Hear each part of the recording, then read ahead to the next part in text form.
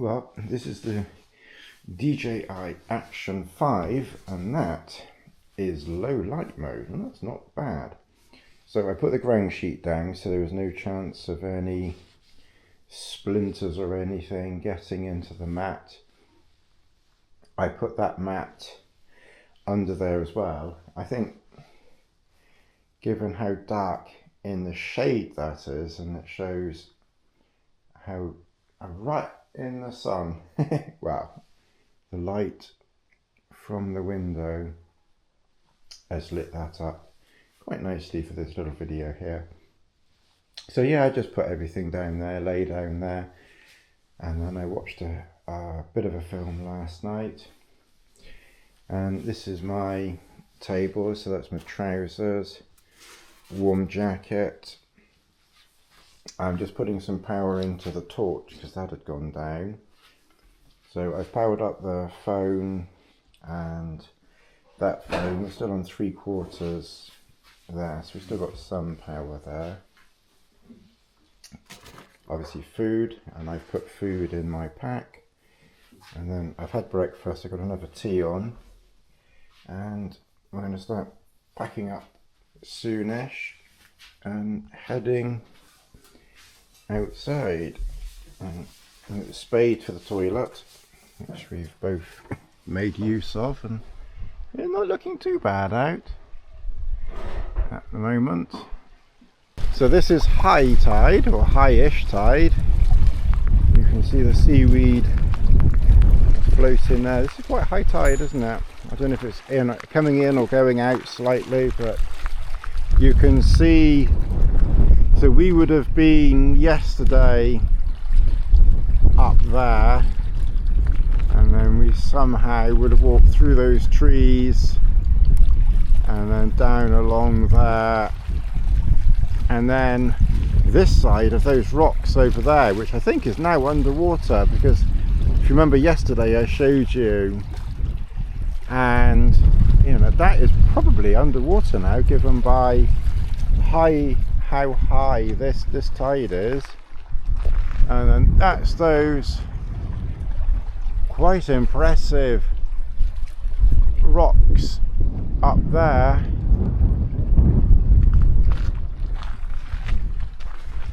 I'm going to catch up with Chris again now, but it's an easy path, so I should be able to catch up with him. I find that I'm slower than Chris going downhill, particularly if the going is quite tricky. Going up, either the same or a bit faster. Unless it's really tricky, then he's probably quicker. The flat, if the going is tricky, then he's probably marginally quicker than me.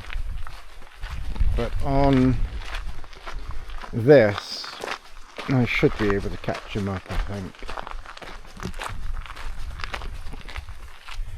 But yeah, some quite impressive rocks and rock falls there.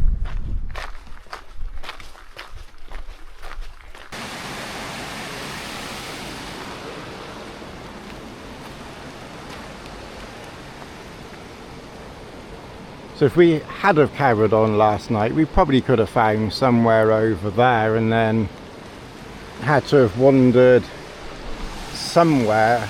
I don't know how easy it would have been to get water from here. There might have been another little rivulet somewhere. We probably would have had to have crossed the bridge and sort of gone down there to get to the water, but there is rain coming in now. Yeah, but I only got number 2 in the list. Oh right, who got number 1? Hamish. Oh right, away. Yeah. I've always said to him, that doesn't count.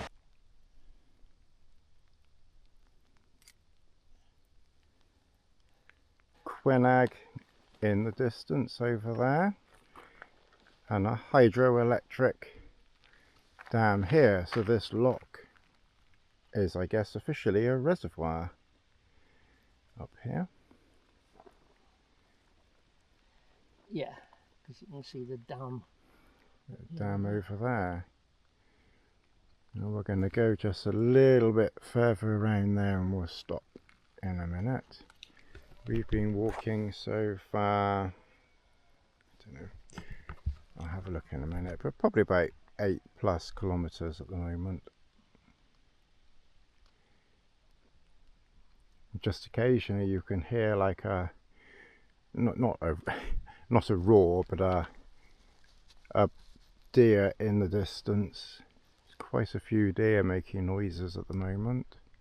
Well, we were up there in the misty cloudy stuff, and the plan was to walk behind this mountain here and then join up with this lock around the other side, but because it's all in mist and clag and the going was a bit boggy and not so great, so we've decided that we're going to come down this way around here. This is another way, and then we're going to aim for, you can't see the lock because it's behind 3 trees, but there's a lock behind those trees and we're aiming, that's our campsite down there.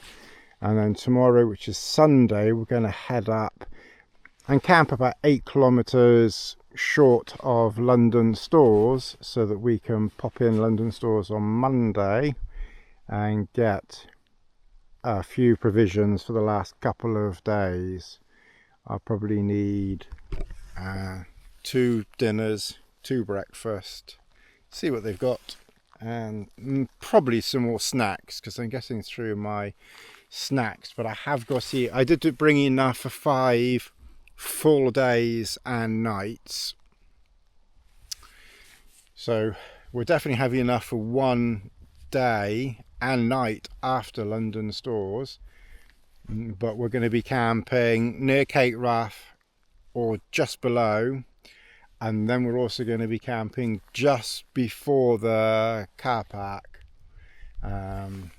north of Kinlochbervie to, so we can get the taxi on the Thursday. So we will in effect need 2 dinners, 2 breakfasts, and probably 2 days of snacks for me. So that's what I got. I might just try and get something a little bit different from my usual.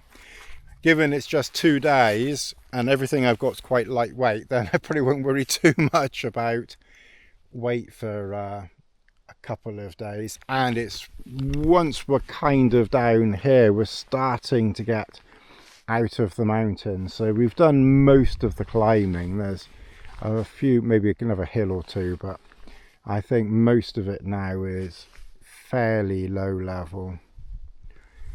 But yeah, we're just heading down that way. We just stopped just for a second. I had a bit of grit in my shoe, so I just wanted to get that out, and I just grabbed a couple of ibuprofen for my knees, but they're doing okay. So anyway, we're heading that way. Well, we're heading this way first and then around.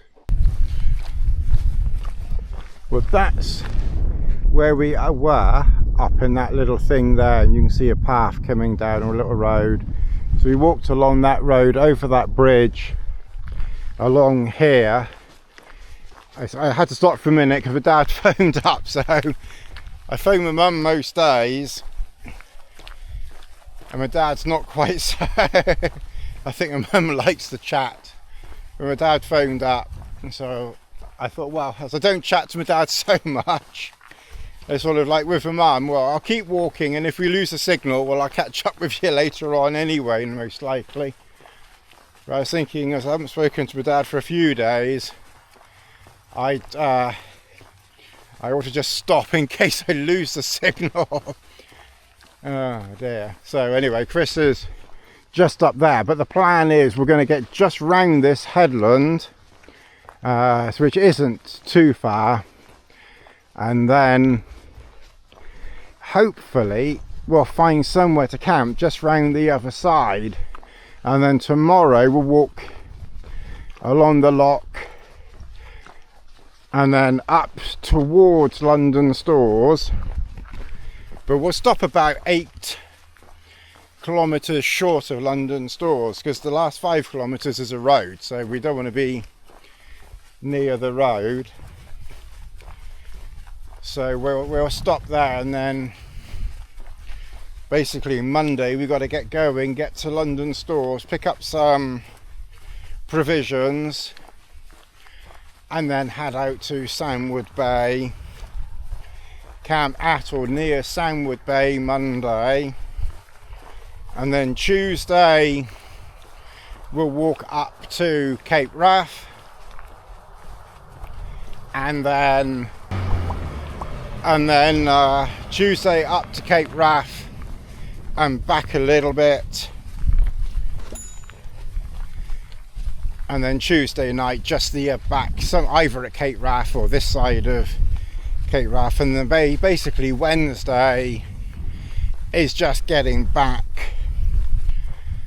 close to the car park at the far north on this side, and then we'll get the taxi to pick us up there rather than Kinloch Bervie, which is an extra probably another 5 or 10 kilometres walking on the road, so the taxi can do that last little bit. I'll message them probably tomorrow or Monday. Monday. We'll get to London stores, and then we'll know exactly where we are and what we're doing. Anyway, so those hills, some of the mist is lifting now.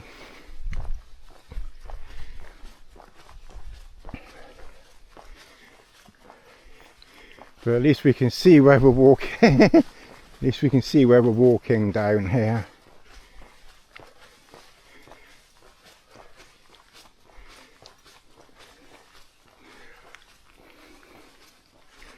It's nice to have a bit of an easy walk as well sometimes, because we've done quite a lot of bog hopping. Did that yesterday.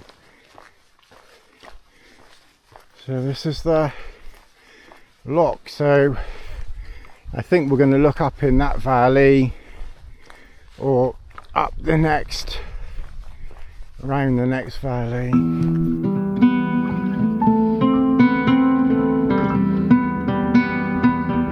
Just borrowing Chris's little flex tail 1.2 ounce pump thingy bobs to pump my airbag up. I was puffing away in the other evenings, and Chris had this. I'm not sure which one this is, but this is the Flextail 1.2 ounce, not including the battery, which is a little bit crafty when it's trying to give you the weight details, but yeah, I must admit it's pretty efficient. We're getting that.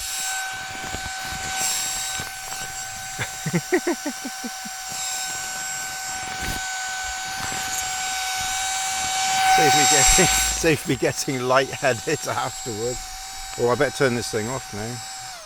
Yeah, I think that's done. Yeah, I must admit, I did save my save my brains from being puffed out, I must admit. So I think I'll take my waterproof coat off and put my synthetic or down jacket on.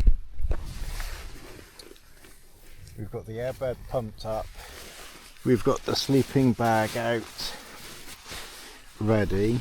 I've taken my slightly damp socks off and my damp trousers off, and I put my EE Enlightened Equipment Copperfield trousers on. They're really handy for just in camp, and they're ridiculously light. They're like 30 grams or something. And I've put on sealskin socks so that if I need to pop out, which I will do, I'll take some photographs, put my damp shoes on, then my feet stay nice and dry. So, but they're very lightweight sealskin socks. This is probably, apart from a pillow, This is probably the biggest luxury that I've, or the heaviest, you know, luxury that I've brought. Because I've basically got a t-shirt, I've got a merino long sleeve shirt,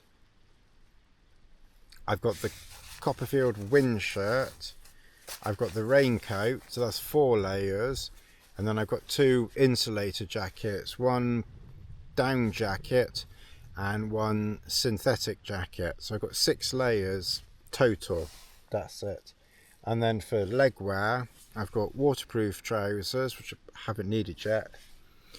These Copperfield trousers, which to be fair I could have done without, but they're just handy to put on. Like I said, you see, now in camp I would be either in my dirty wet trousers, or I'd have to put my down trousers on, which is a little bit warm at the moment. So, you know, for 30 grams I think it was worth bringing those. And then obviously I've got my waterproof trousers, I've got these trousers, and then my walking trousers. Oh, and then I got my down trousers as well. So actually I've effectively got 4 pairs of trousers. So I suppose in theory, if it hadn't have been raining, then I could have put my waterproof trousers on in camp. But yeah, these are just, like I said, I think if these had been any more than 35 grams or whatever weight it is, I wouldn't have put them in. But it was like a lot. I originally wasn't going to put them in because I wanted to save every gram, but I was already so ridiculously light, you know, comparatively speaking, that I thought I'm really not going to worry too much about 40 grams. You know, it's, yeah, so we've got the comfort of those. So the time it's 5:30. It's surprising, really. So it's 5:30, so I'm going to put the kettle on, have a cup of tea, and then, yeah, have a little wander around, get some photographs. It's quite breezy, so I don't think there'll be any bugs. We've got a really nice view out the door there of Ben's stack up there. Oh, my tea making thing is working well. We're into the 3rd night and I've still got quite a bit left, so I probably would have had enough with just 2, but we've still got 4 nights to go, so it will be interesting to see, you know, whether I use, you know, all of that or not. But we're into the 3rd night, so I would imagine I will have used most of that tomorrow, but I don't think I'd have used all, because that's quite a dribble down there. But fuel, that's one thing I'm not going to go short on, that is for sure. I'm not risking, but this has worked really well.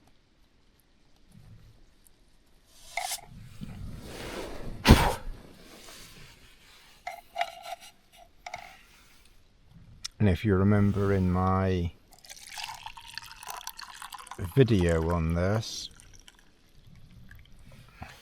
by the time we've finished this, so it's going to take a while to finish it, to be fair, because like I said, when we finish that, then we'll be down to the weight of the system that I had last time. Although to be fair, no, because last time I just had the 1 canister, didn't I? But we're out longer this time, we have to remember. But I think I probably have brought more than enough. But because we're walking, you know, obviously a lot more, rather than being in camp, you know, so much. Obviously I'm not drinking quite as much tea. Oh.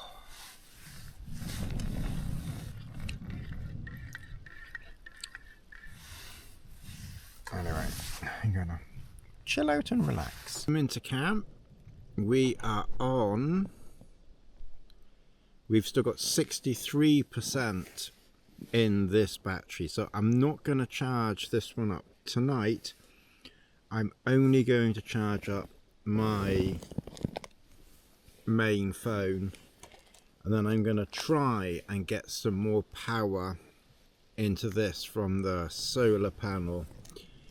I think we're doing okay, but last night I topped that phone up, I topped that phone up, I topped this battery up, none of which were particularly low, but you know, needed a little top up. Plus I topped up my torch, which used up most of the battery last night, because obviously in the bothy it's quite, you know, it's quite dimpsy and dark. So what we've got here, this isn't one of my meals, this is expedition meals, but I decanted it into one of these because this is basically lighter than, you know, than their packages. And then I've put 340 ml of water in there.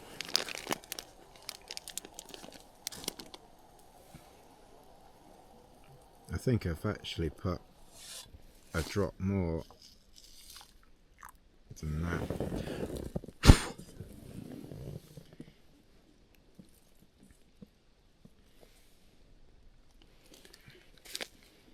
So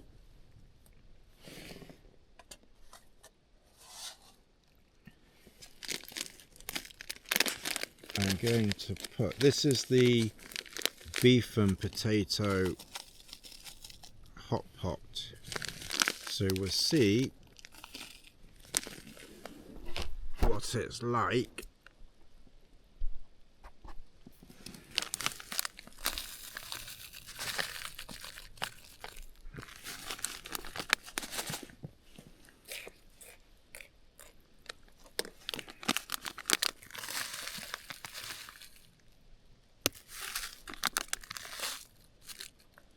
When you put it in a bowl of hot water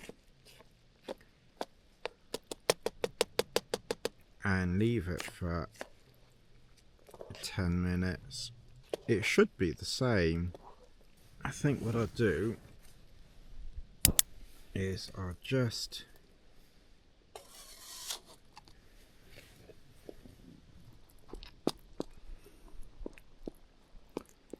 give it a few more seconds just to make sure that it's hot.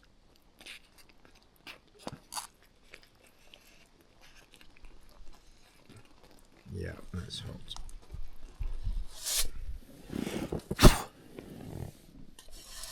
So that's definitely hot because it was starting to bubble again.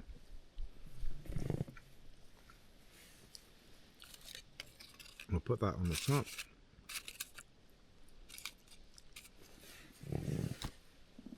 And we'll leave it 10 minutes. One lid off. One spoon. And I have to say, I am... Let's hope this is okay.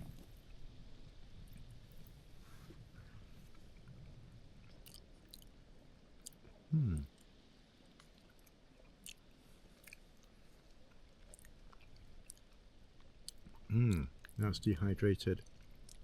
Fine.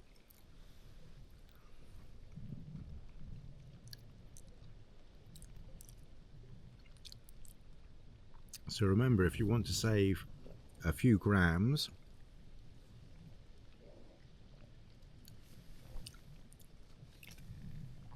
decant your meals into a lightweight zippy type bag,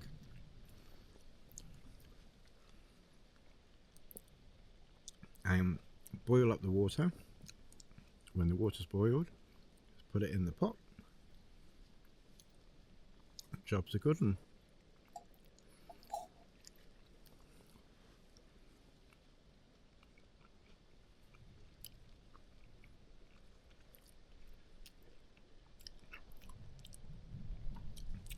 If you were really picky, you maybe want to give it a stir in the middle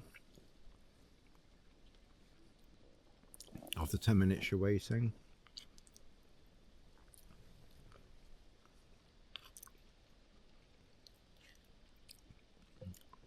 Because the potato is still 10% crunchy, but it's fine. It's really nice.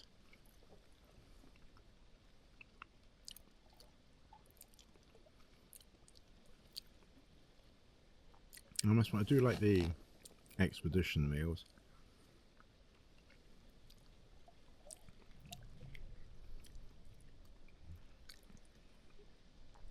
I think the only ones I'll probably get moving forward are like the potato hot pot or something, because they can, I mean, literally, that is homemade chicken masala and rice, which I did myself.